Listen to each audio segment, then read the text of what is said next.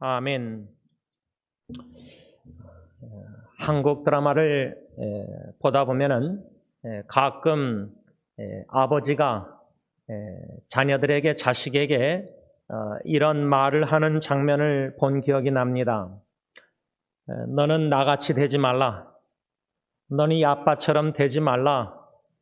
사랑하는 자녀가 잘 되길 바라는 나름대로 아버지의 사랑하는 마음으로 자녀를 권면하면서 너는 아빠처럼 되면 안 돼. 나같이 되면 안 돼. 너는 나보다 훌륭한 사람이 돼야 돼. 이런 의도로 아버지가 자녀에게 말하는 장면을 본 기억이 납니다.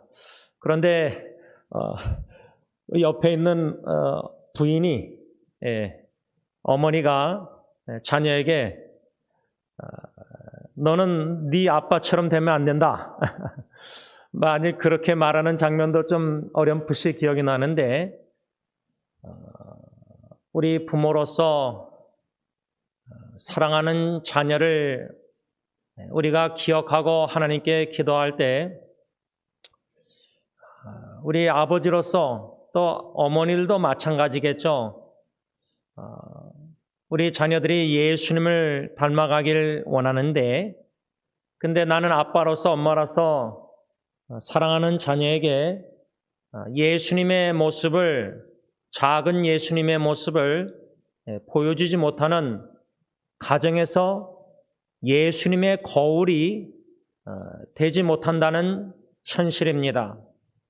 저도 저의 간절한 기도 제목은 결혼 전부터 배우자를 놓고 기도할 때에 두 가지 기도 제목을 가지고 기도했고, 지금도 또 죽을 때까지 동일한 기도를 부부관계에 적용해서 드릴 뿐만 아니라 사랑하는 딜런 예리 예언이에게도 적용해서 아버지와 자식과의 관계에서도 적용해서 기도하는 두 가지 기도 제목이 있습니다. 첫 번째는 하나님의 사랑으로 제가 아내를 사랑하고 또 하나님의 사랑으로 자녀들을 사랑하길 원합니다. 아내도 저를, 아이들도 저를 하나님의 사랑으로만 사랑하게 하옵소서. 이것이 첫 번째 기도 제목입니다. 두 번째 기도 제목은 제가 죽기 전에 사랑하는 아내에게 또 아이들에게 작은 예수에 닮아가는 모습을 보여주고 죽는 것이 저의 간절한 기도 제목입니다. 동시에 저도 제 아내의 삶 속에 성령의 성화 변화 역사 속에서 예수님을 점진적으로 닮아가는 아내를 보고 싶고, 딜런 예리 예언이도 그러한 예수님을 닮아가는 모습을 보고 싶습니다. 이 두 가지 기도 제목 이렇게 가지고 오늘까지 기도하면서 왔습니다.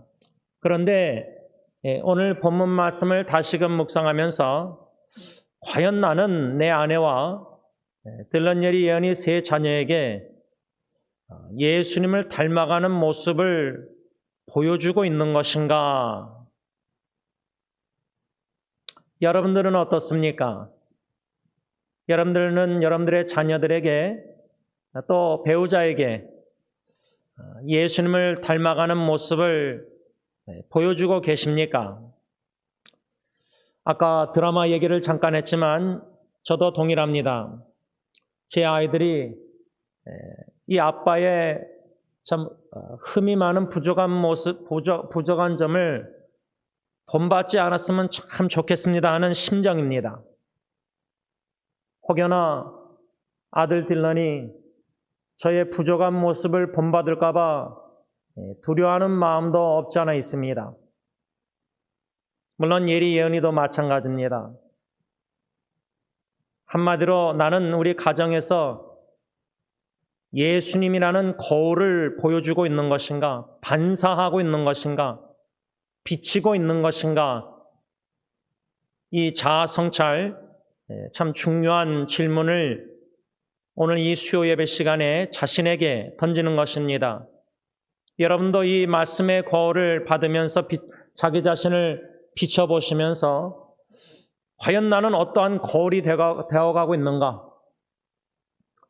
내 배우자와 내 자녀가 본받을 만한 거울이 되어가고 있는 것인가? 아니면 나는 본받아서는 아니 되는 거울이 되어가고 있는 것은 아닌가? 둘 중에 하나입니다. 아주 중요한 질문이라 생각합니다. 그 이유는 우리가 죽고 나서도 아내와 남편과 우리 배우자, 자녀들이 또 심지어 우리 후손들이 남편, 아내, 부모님, 아빠, 엄마, 할아버지, 할머니를 생각할 때, 추모할 때, 야, 우리 아빠, 우리 엄마, 우리 할아버지, 할머니는 참 예수님을 사랑하셨고, 예수님의 사랑으로 우리를 사랑해 주셨고, 이웃들을 사랑하며 섬기셨고, 참 성품이, 인품이 참 예수님을 닮아가는, 참 나는 내 아버지, 어머니를 본받고 싶어. 나는 내 할아버지, 할머니를 본받고 싶어. 그러한 마음의 말을 들을 수 있는 우리가 되어야 되지 않겠습니까? 죽음으로 끝나는 것이 아닙니다. 죽음 후에도 우리의 본보기가 과연 우리 자녀손들이 나는 본받을 만한 거울이 되었는가, 죽기 전에. 아니면 그리 되지 못했는가.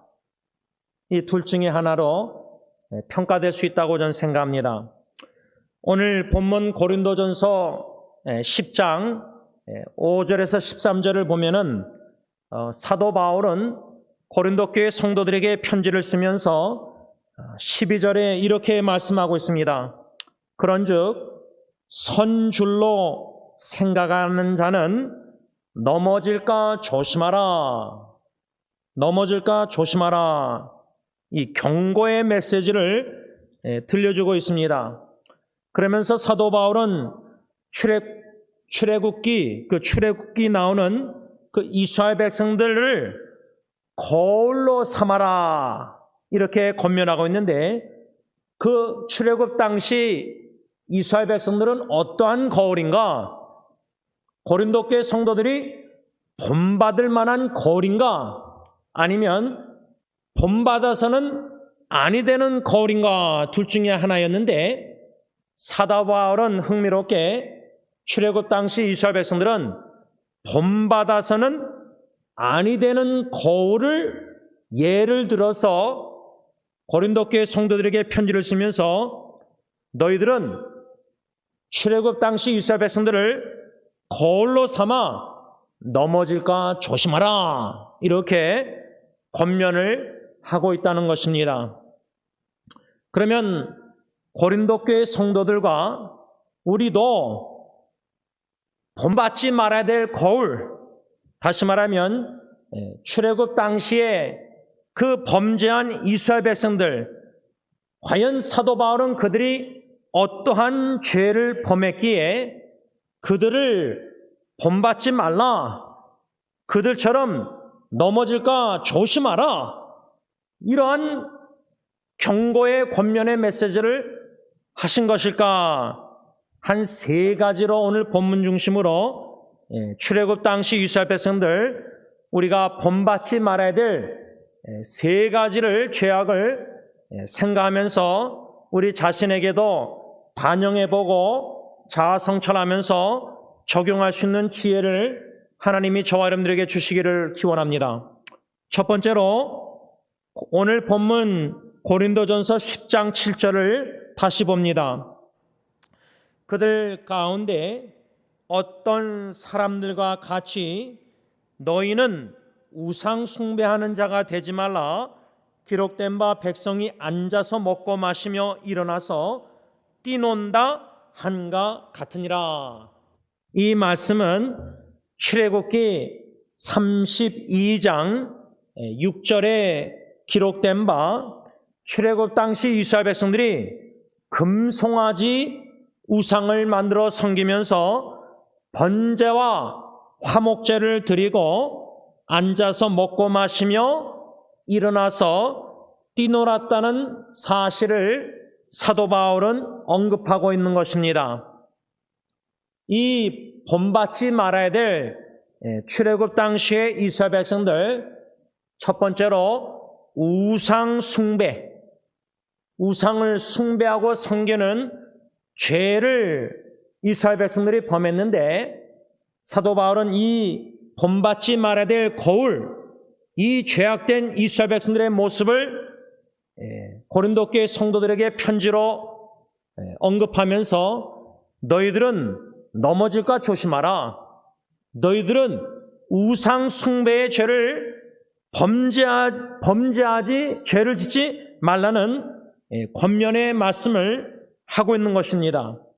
이 우상 숭배의 죄로 말미암아 이스라엘 백성들은 하나님을 기쁘시게 하지 아니한 거로 5절 말씀 보면 광야에서 멸망을 받습니다. 출애굽기 32장.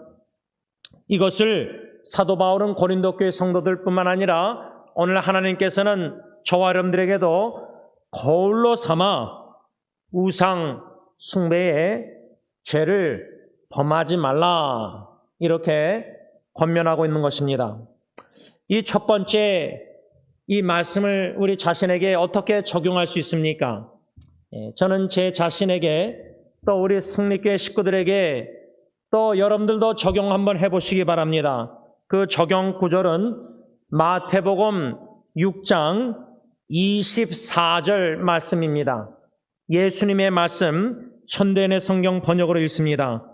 아무도 두 주인을 섬길 수 없다. 그렇게 되면 한 편을 미워하고 다른 편을 사랑하든가, 아니면 한 편에게는 충성을 다하고 다른 편은 무시하게 될 것이다. 너희는 하나님과 재물을 함께 섬길 수 없다.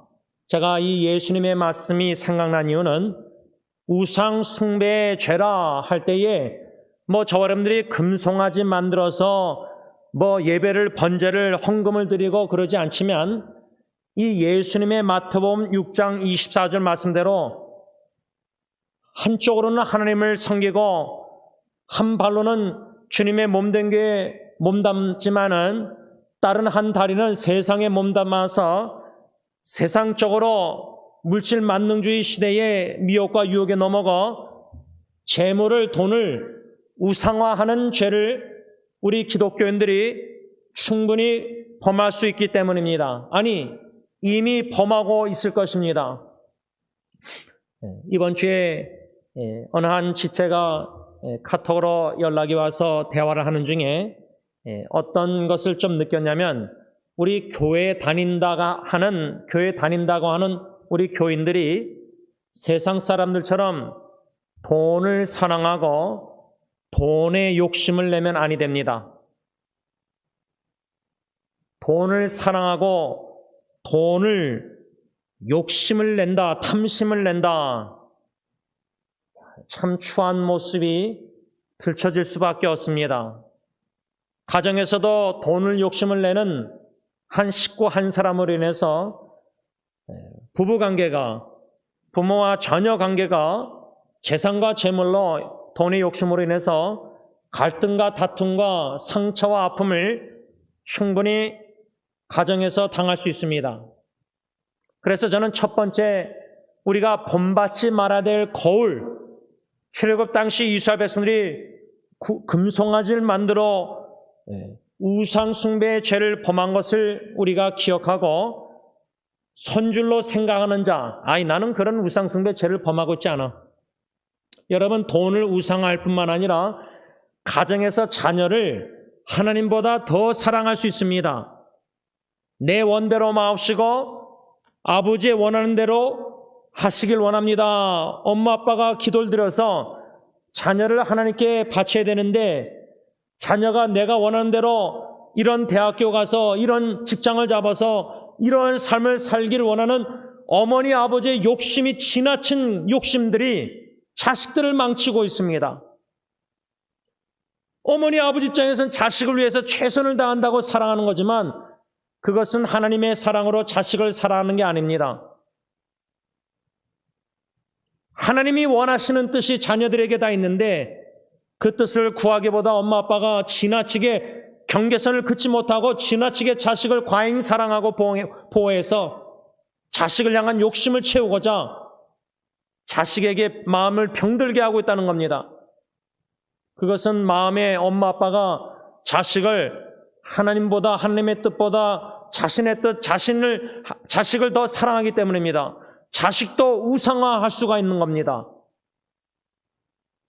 이러한 하나님보다 더 사랑하는 사람이든 하나님보다 더 사랑하는 것들이든 물질이든 이러한 우상 숭배의 죄를 우리는 이스라엘 백성들처럼 거울로 삼고 이러한 죄를 범하지 말라. 이러한 죄를 범하지 말라는, 넘어질까 조심하라는 오늘 성경 말씀을 귀담아 들어야 된다 그 말입니다. 두 번째로 사도 바울이 고린도 교회 성도들에게 출애굽 당시 이스라엘 백성들을 거울로 삼아 본받지 말아야 될 죄악이 무엇인가? 고린도전서 10장 8절 오늘 본문 보면은 그들 중에 이스라엘 백성들, 출애굽 당시 이스라엘 백성들 중에 어떤 사람들이 음행하다가 하루에 23,000명이 죽었나니 우리는 그들과 같이 음행하지 말자, 간음하지 말자.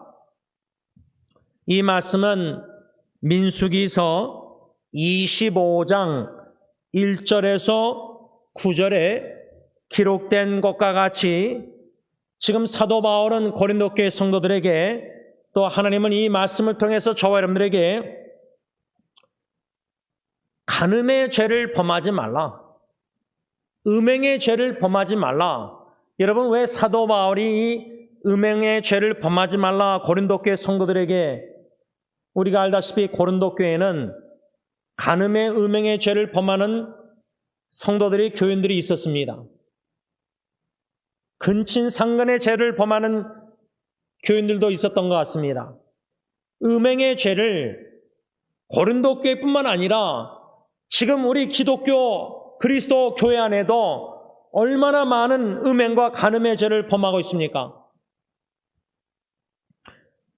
사도 바울은 민수기 25장에 출애굽 당시 이스라엘 백성들의 그 음행의 죄로 말미암아 23,000명이 죽었다는 이 사실을 고린도 교회 성도들을 상기시키면서 그 당시 이스라엘 백성들이 모압신 바알부올에게 속하는 의미에서 모압 여자들과 음행한 사실을 상기시키고 있는 것인데, 이것은 무엇을 우리에게 교훈해 주냐면 첫 번째 우상 숭배의 죄와 두 번째 음행 간음의 죄가 연결되어 있다는 겁니다.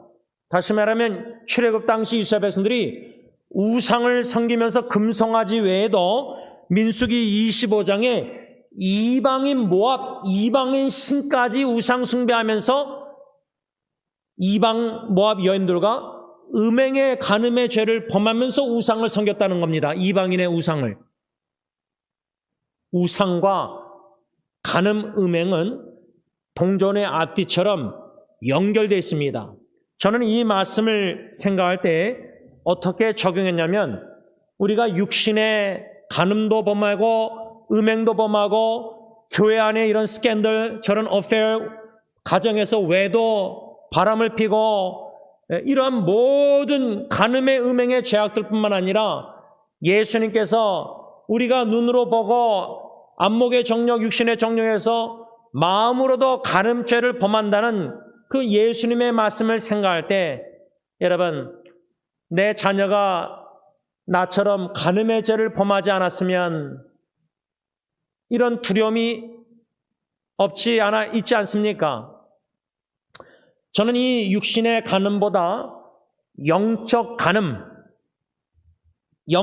간음의 죄를 이스라엘 백성들을 본받지 말아야 될 거울로 삼고, 그들은 육신의 음행 간음을 범했지만 동시에 이스라엘 백성들은 금송아지뿐만 아니라 모압신뿐만 아니라 구약에 보면은 별의별 신들, 호세아서도 보면 바알과 하나님을 같이 섬기는 혼합주의, 이러한 잘못된 신앙생활을 했었습니다.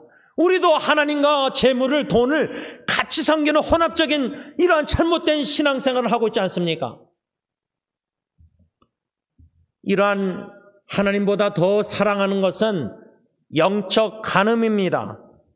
돈을 우상화하여 하나님보다 돈을 더 사랑한다는 것은 영적 간음의 죄를 범하고 있는 것입니다. 디모데전서 6장 10절 현대의 성경 말씀입니다. 돈을 사랑하는 것이 온갖 악의 뿌리가 됩니다. 이것을 가지려고 열망하는 사람들이 믿음에서 떠나 방황하다가 많은 고통을 당하고 마음의 상처를 입습니다. 여러분, 돈을 욕심을 내고 탐심을 내고 돈을 사랑하다 보면은 믿음에서 떠나 방황하다가 많은 고통을 당하고 마음의 상처를 입습니다.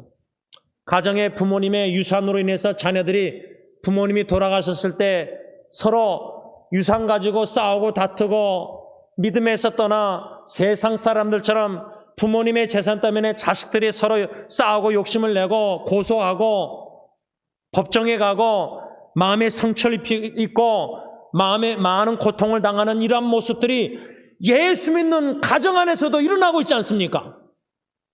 믿음이 어디 있습니까? 참 믿음이 어디 있습니까? 돈을 사랑하게 되면 믿음에서 떠나 세상 사람들처럼 똑같이 행한다는 겁니다. 그래서 사도 바울은 이러한 것들을 거울로 삼아 본받지 말라, 넘어질까 조심하라. 아니, 이미 넘어지지 않았습니까? 넘어진 적이 있지 않으십니까?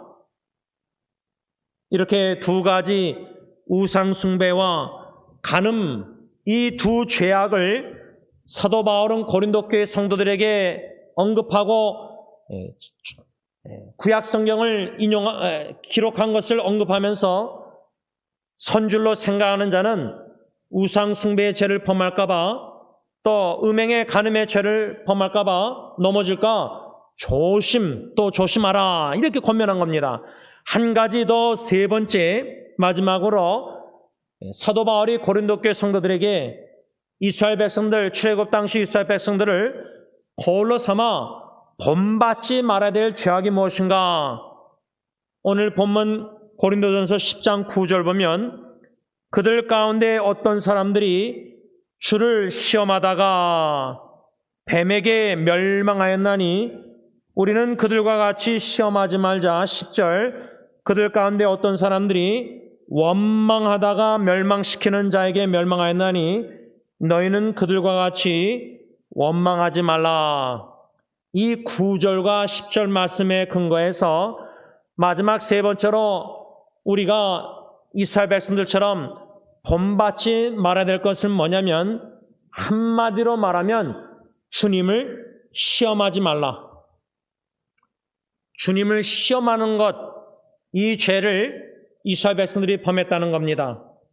이 말씀은 민수기 21장 4절에서 6절 말씀에 기록된 것을 염두에 두고 사도 바울이 말씀한 것인데, 그때의 이스라엘 백성들은 광야에서 그 길로 인하여 마음이 상함으로 말미암아 하나님과 모세를 원망했습니다.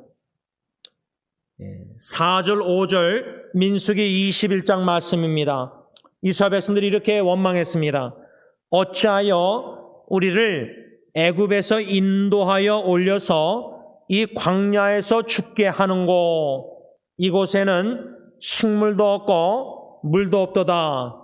우리 마음이 이 박한 식물을 싫어하노라. 주님을 시험하는 죄를 이스라엘 백성들이 범했는데, 주님을 시험한다는 것은 하나님과 모세 주님의 종을 원망하는 죄. 왜 원망했습니까? 하나님을 의심하고 믿지 않았기 때문입니다. 다시 말하면 우리에게 적용할 때 주님을 시험한다, 이스라엘 백성처럼 그러한 죄를 범한다. 그 의미는 하나님을 의심하고 불신하여 상황을 바라보고 하나님과 주님의 종을 원망하는 것이 바로 주님을 시험하는 죄다. 그 말입니다. 이 죄를 범하지 말라, 넘어질까 조심하라. 이스라엘 백성들을 거울로 삼아 그들을 본받아서 주님을 시험하고 하나님을 의심하고 불신하고 원망의 죄를 범하지 말라. 이렇게 사도 바울은 고린도 교회 성도들뿐만 아니라 오늘 우리들에게도 이러한 경고의 메시지를 권면의 말씀을 주고 있는 것입니다. 어떻습니까, 여러분? 나는 여러분들도 여러분 자신에게 하나님의 말씀의 거울에 지금까지 받은 3가지 말씀을 나 자신에게 비춰볼 때 거울에 과연 나는 이스라엘 백성처럼 혹시 우상 숭배의 죄를 범하고 있는 것은 아닌가?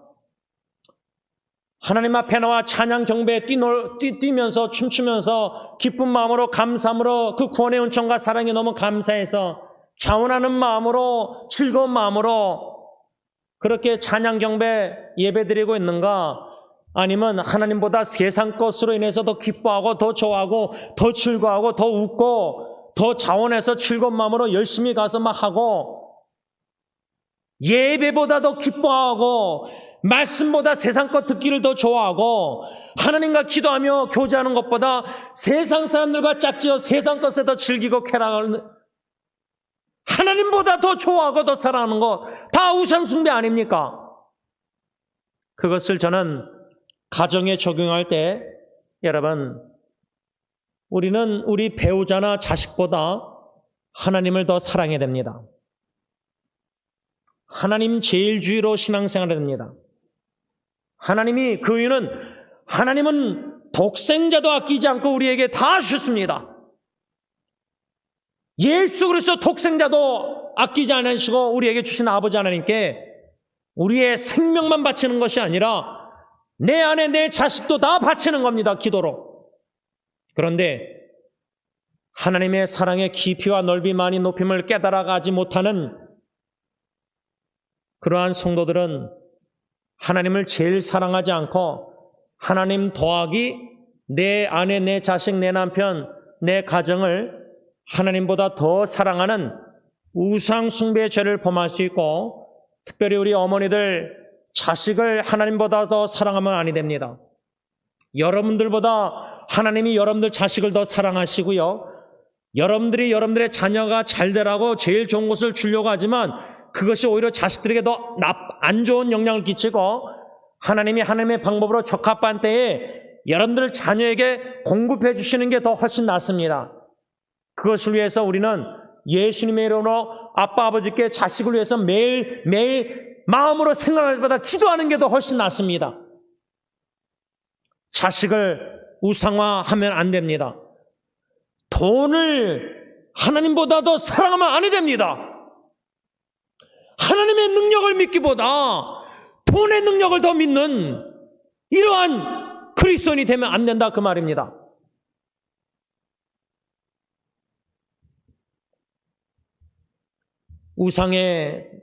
우상 숭배의 죄를 범하지 말라는 교훈으로 우리가 받을 때에 예수님의 말씀처럼 하나님과 재물을 같이 함께 섬길 수 없습니다.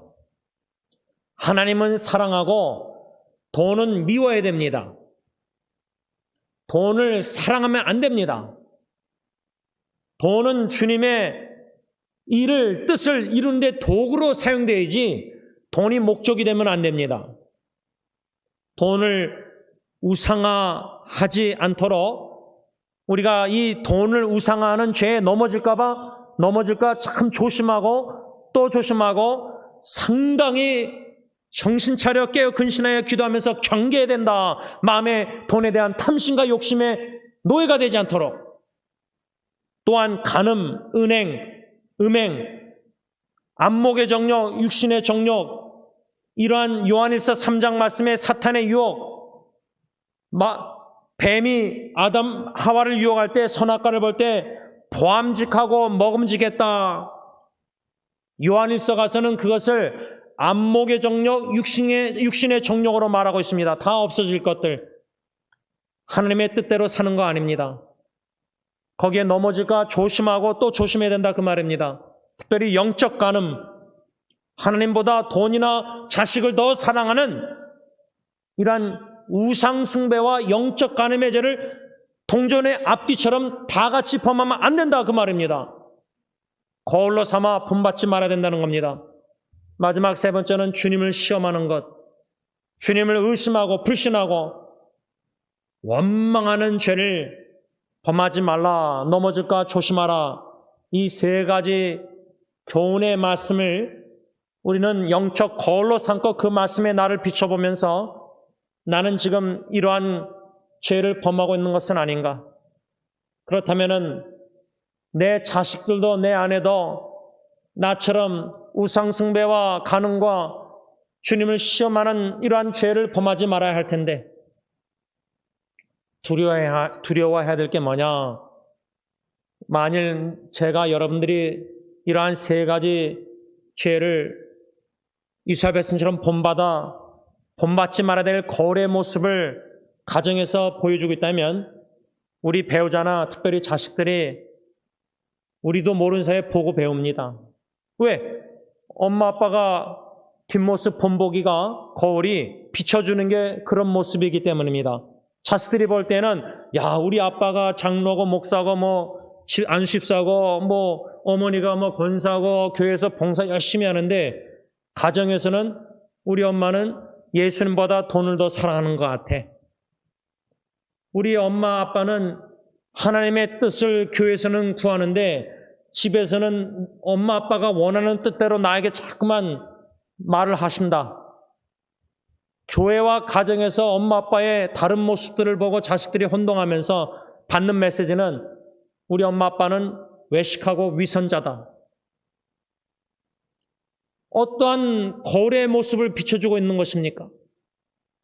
과연 제가 제 아내와 딜런 예리 예언이에게 가정에서 교회에서 강단에서 설교하는 모습이 아니라 봉사하는 모습이 아니라 말씀 묵상에서 여러분들에게 나누는 모습이 아니라 실제로 가정에서 하루하루 순간순간 삶을 남편으로서 아버지로서 누구를 사랑하는 모습을 보여주고 있는 것인가? 주 예수보다도 더 귀한 것은 없네. 찬송과 찬양을 드리지만 가정에서는 야, 내 남편은 우리 아빠는 예수님을 참 사랑하시는 것 같아. 예수님의 하나님의 말씀을 사랑하는 아빠, 그 말씀을 달고 오면 그 말씀을 주야로 묵상하는 아빠, 하나님을 자꾸만 의지하고 찾는 아빠, 예수님처럼 나를 사랑하고 섬기는 아빠, 남편, 과연 이런 모습을 제가 제 아내와 딜런 예리 예언에게 보여주고 있는가? 과연 나는 제 아내와 세 자녀에게 예수님을 닮아가는 모습을 예수님의 거울을 반사 비춰주고 있는 것인가? 아니면 출애굽 당시 이스라엘 백성들처럼 본받지 말아야 될 거울의 모습을 뒷모습을 자식들에게 보여주고 싶지 않은데 너희들은 나를 본받지 말라. 너희들은 나보다 훌륭한 자식이 돼야 된다. 드라마 내용처럼 그렇게 말은 하고 있는데 자식들은 내 입에서 나는 말보다 내 뒷모습을 거울을 보고 뭐 아빠도 그러는데 뭐 내 엄마도 뭐 교회에서는 저럴지 모르지만 집에서는 이런데 본보기가 되지 못하고 있는 것은 아닌가? 심각한 자아성찰, 은밀한 곳에 주님과 독대 1대1로 말씀의 거울에 나를 비춰보고 영적 완전한 거울이신 예수님의 모습에 나를 비춰보는 시간을 가져야 된다 그 말입니다.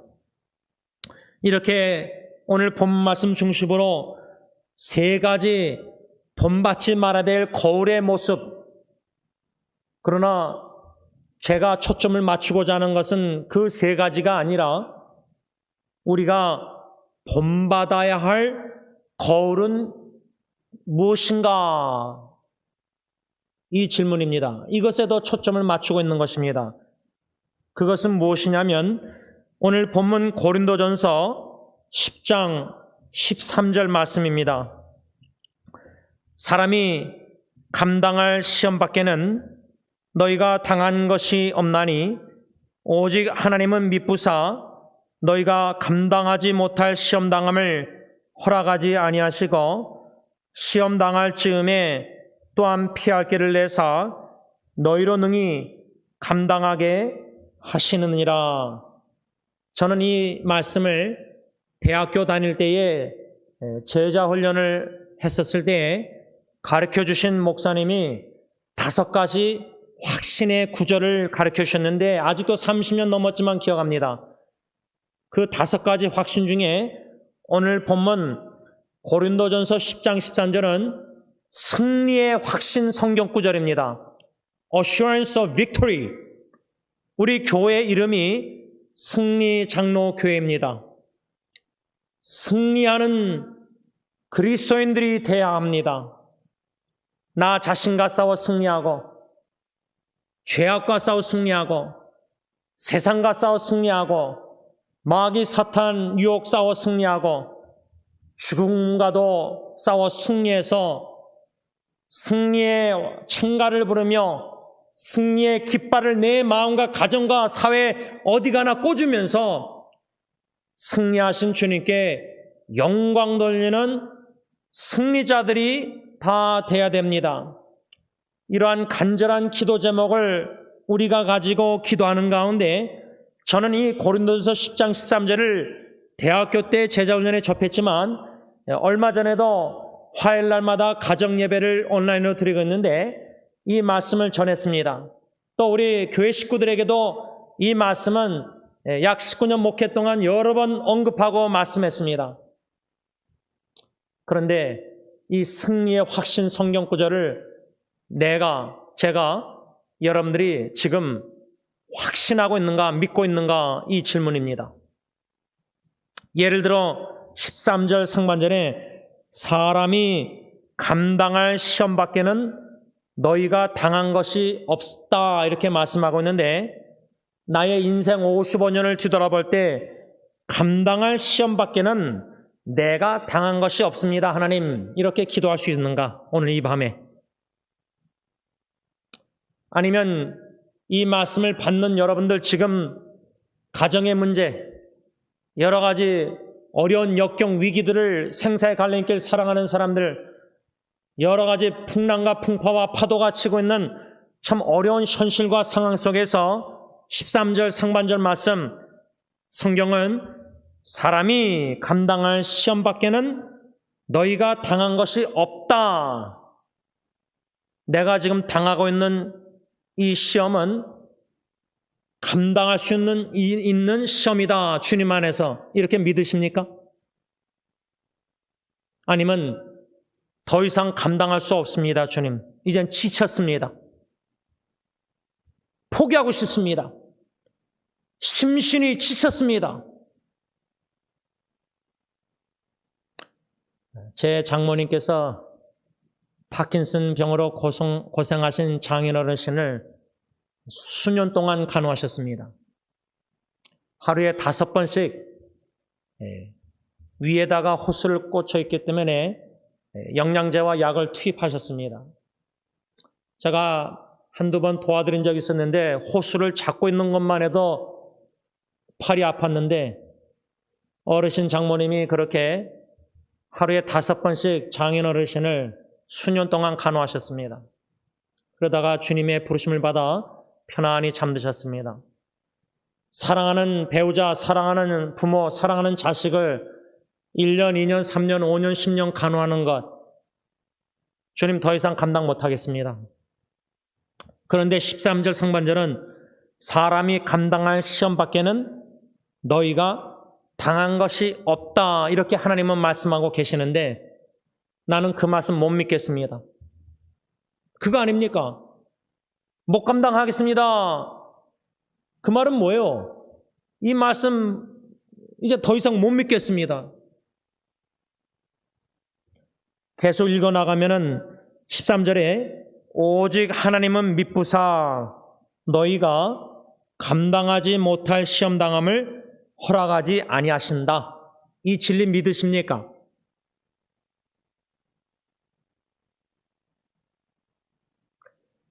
하나님이 미쁘시다.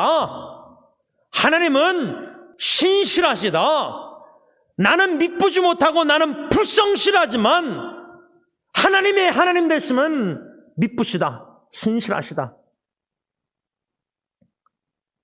이 진리를 우리가 믿는다면 그 미쁘신 하나님은 결코 우리가 감당할 수 없는 시험 당함을 허락지 아니하신다는 이 성경 말씀을 우리가 믿어야 합니다.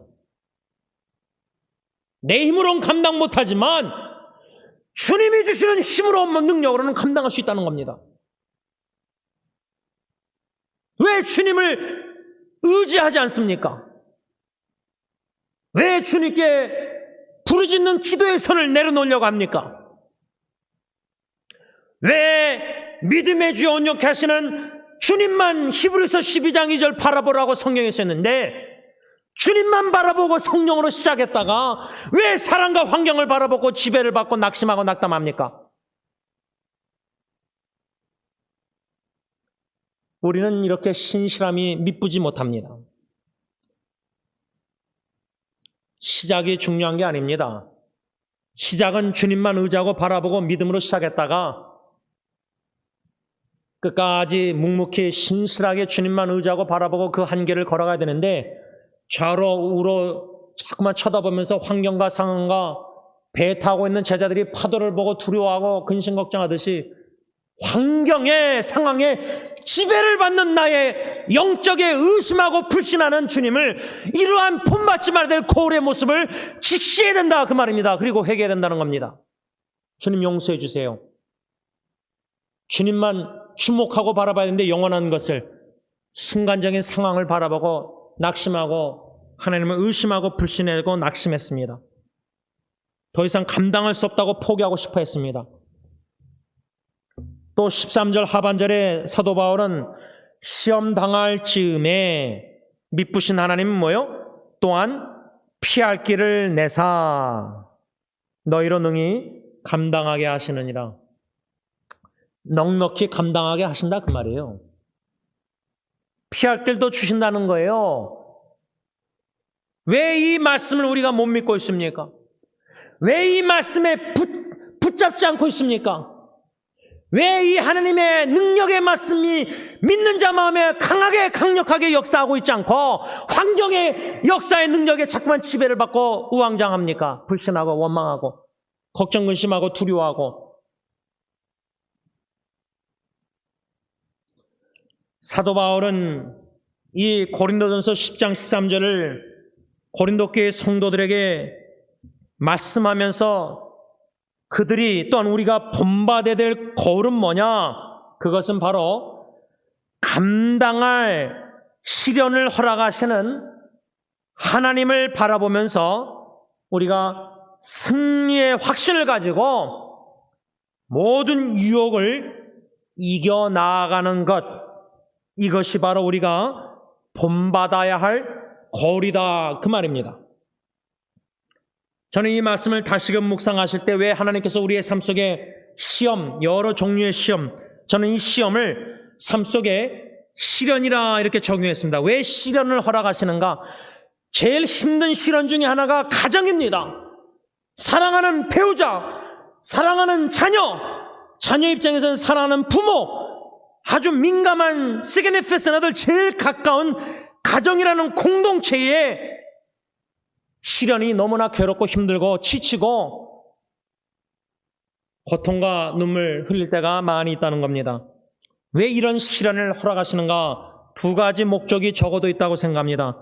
첫 번째 목적은 하나님은 그 시련을 통해서 우리의 죄를 들춰내시사 예수 십자가의 보혈로 죄를 사해 주시는 회개의 은총을 베풀어 주시는 가운데 한마디로 실현의 목적은 첫 번째로 우리를 정화시키려는 것이다 그 말입니다. 정화, purification, 정화.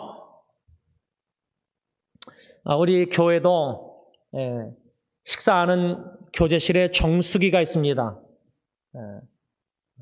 정수기 저기 있는데 그 뒤로 이렇게 파이프라인이 다 이렇게 다 물에 다 연결되어 있지 않습니까? 제가 알기로는 한 달에 한 번인가 저 정수기 회사에서 교회 와서 그 필터, 그거를 다 갑니다. 새 거로. 우리의 삶 속에 불순물이 너무 많습니다. 언행의 불순물도 많고 가정에서 문제와 역경을 통해서 나의 분노하는 죄나 모든 언행이나 불순한 죄들이 다 들춰집니다. 이러한 가정에서 제일 좋은 것은 가정이란 공동체에서 우리의 허물과 죄가 불순한 것들이 적나라하게 드러나는데 특별히 가정이 화목할 때가 아니라 가정의 위기, 문제, 역경, 질병, 고통, 이혼의 문제, 부부관계 문제, 자녀의 방황, 방탕, 여러 가지 괴롭고 힘든 기도 제목들 가정을 뒤돌아볼 때 하나님께서는 이러한 가정의 위기를 통해서 우리의 죄를 들춰내실 때, 불순물을 들춰내실 때에 특별히 마음의 생각에 모든 불순한 생각들, 불순한 마음가짐, 돈의 욕심이나 탐심이나 명예욕이나 소욕이나 거짓됨이나 진실하지 못함이나 여러 가지 썩은 것들,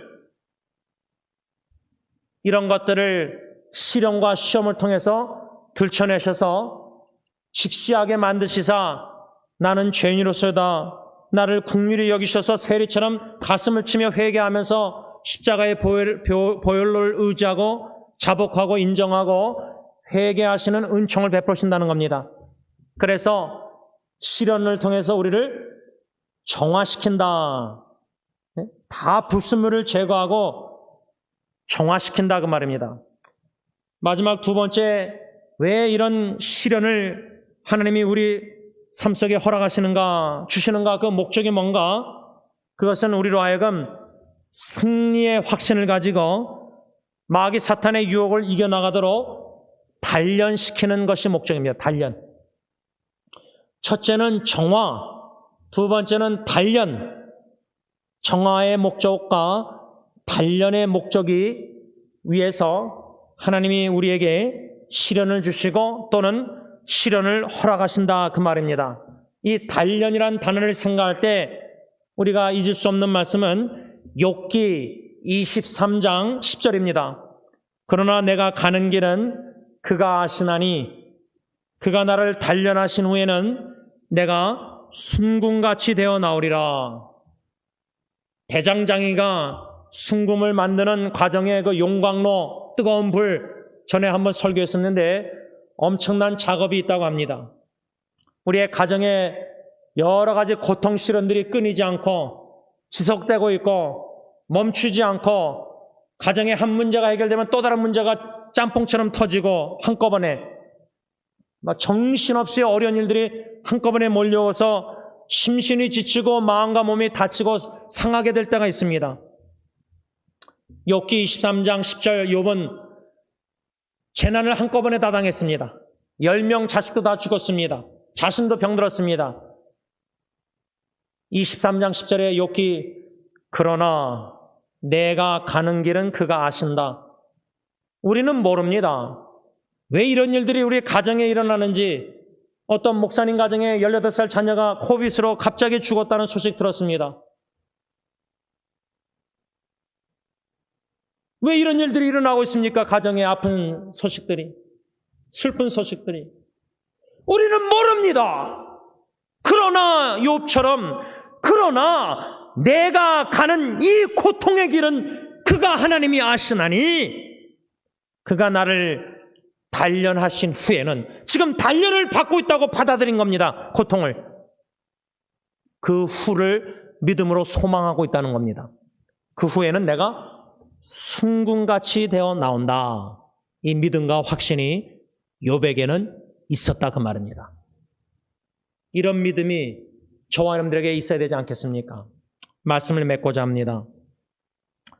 저는 이 말씀을 또 묵상하면서 과연 나는 제가 사랑하는 오현영 제 아내 제인, 또 딜런 승관, 예리 소피, 예은 캐리스, 사랑하는 아내와 세 자녀, 적어도 가정이라는 공동체에서 나는 과연 그들에게 본받을 만한 거울이 되어가고 있는가? 아니면 지금 제 마음에 설교를 하면서도 사랑하는 아내와 딜런 예리 예은이가 하나님 앞에서 제가 제 자신의 양심과 모든 것을 불순물을 생각할 때, 회개치 않은 죄를 생각할 때 이것만은 아이들이 아내와 본받지 않았으면 참 좋겠다. 본받을까 봐 두려운 마음이 있습니다. 이거는 하나님과 저만이 아는 거죠. 아무도 모르죠. 그런데 여러분, 그 두려운 일이 가정에 현실화될 수 있다는 것입니다.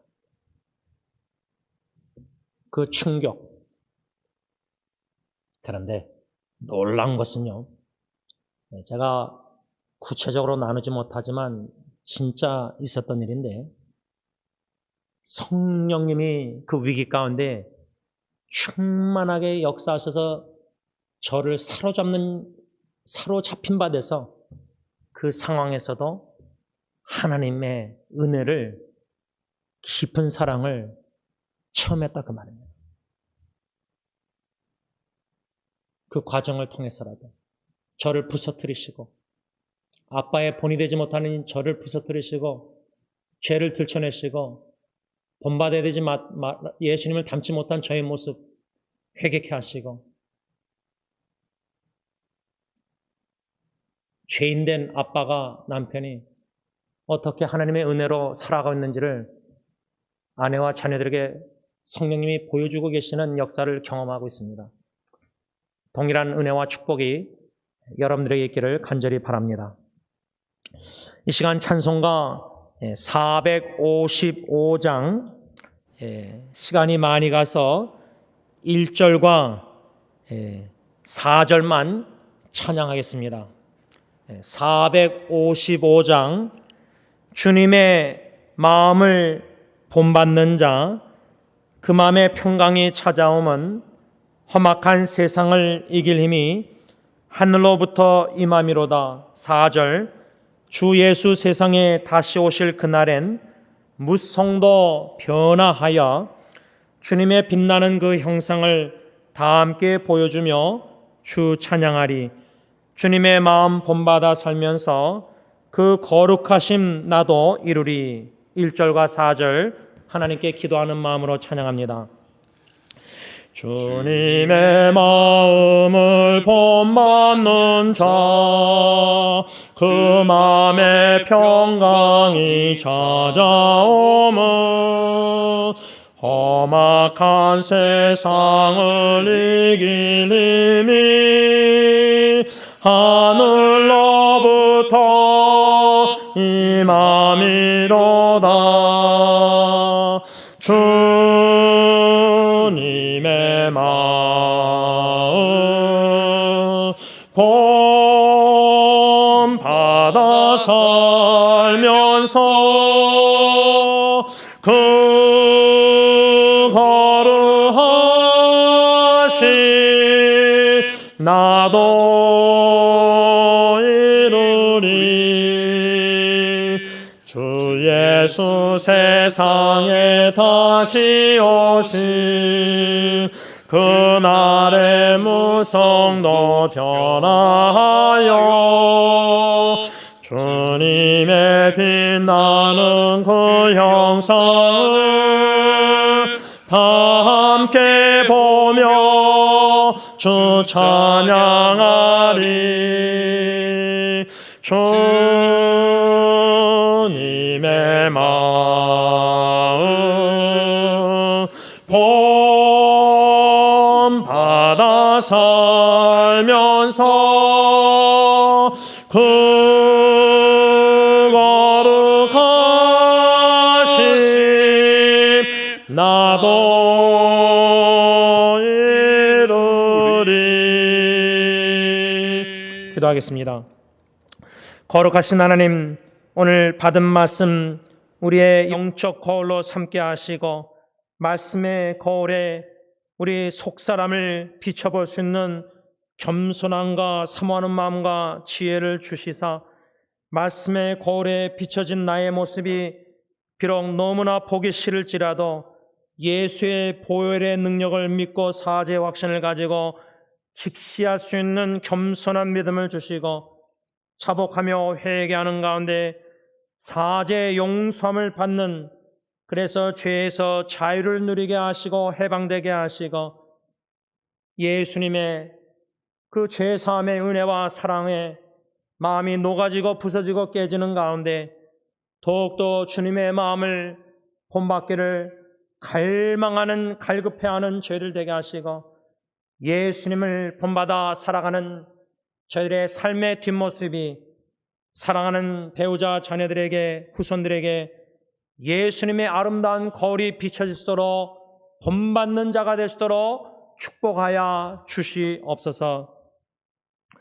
이제는 우리 주 예수 그리스도의 십자가의 그 은혜와 독생자 예수 그리스도를 십자가에 내오시기까지 우리를 사랑하시는 아빠 아버지의 그 크신 사랑하심과 성령 하나님의 교통하심이 주 예수 그리스도를 본받아 작은 예수님의 모습을 보여주다가 거울을 비치다가 주님의 품 안에 안기기를 원하는 모든 예수님을 사랑하는 예수님의 참 제자들과 가정과 교회 위에 이제로부터 영원토록 함께 있을지어다. 아멘. 조용히 기도하는 시간을 잠시라도 가지시길 바랍니다.